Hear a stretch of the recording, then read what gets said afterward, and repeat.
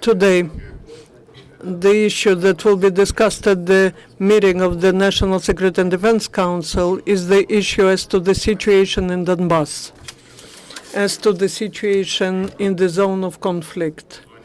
In the zone of anti-terrorist operation during the last day, the situation has complicated. There's a counterattack from the Russian Federation and the armed forces and the bands in the southern eastern part of Donetsk region. The armored equipment of Russians and their mercenaries are near Novoazovsk, near Холодное. We fixed the system Uragan. It's much more powerful than just the Grad system. At Mariupol direction, the United Forces of ATO continue to improve reinforcement of the checkpoints, and they do preventive measures on the territory of Mariupol. In other sections of the zone of anti-terrorist operation, the active positional battles are going on near Lugansk, near Novosvitlivka and Khrushchevoto, Donetsk, Ilovaisk, Mariinka, Starobesheva, Lenivka, of Volnovasky region of Donetsk region.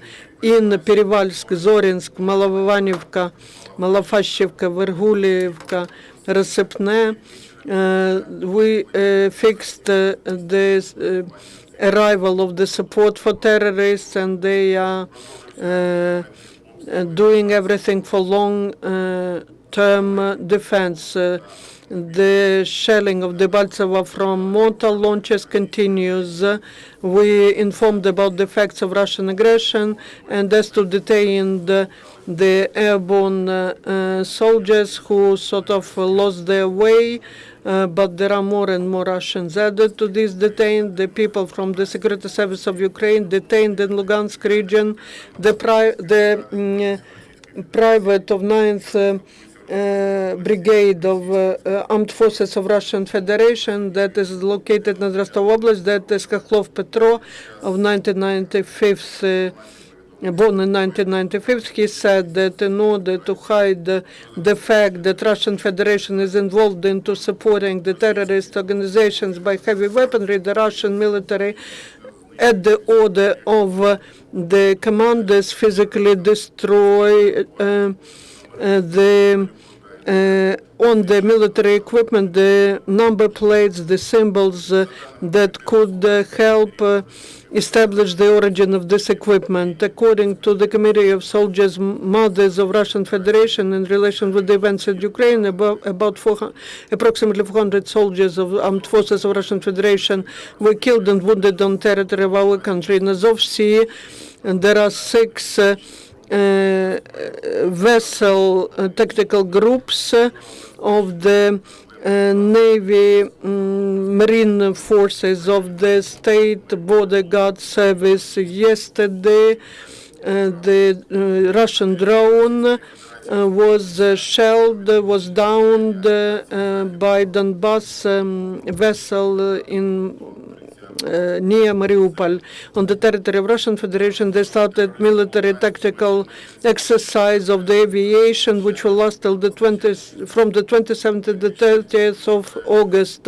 People mostly suffer because of the lack of water and food in shops. The bread is sold from the trucks, and there are big lines standing. People in the city of Lugansk are concerned with where the Russian humanitarian aid is, but all the attempts to send Ukrainian humanitarian aid are blocked by terrorists. Today in Donetsk, 220 transformers, substations are disconnected without electricity.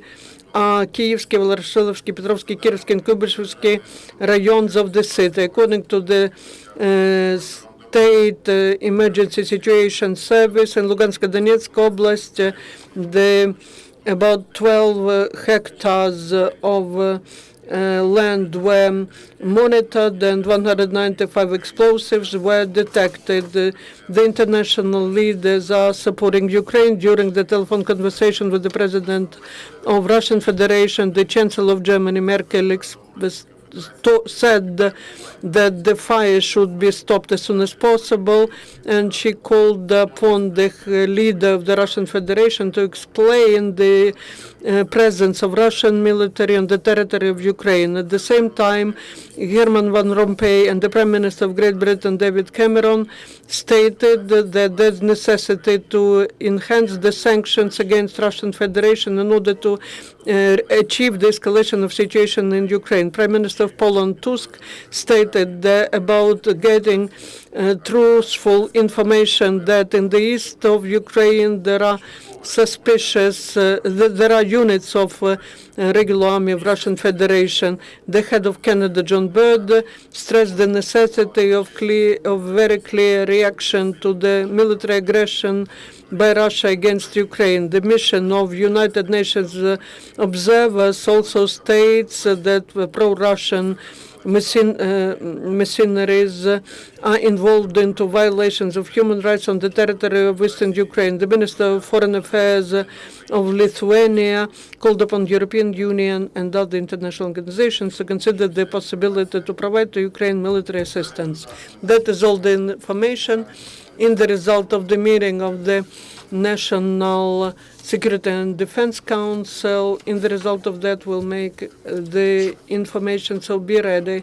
We will inform you about the results of that meeting. Thank you.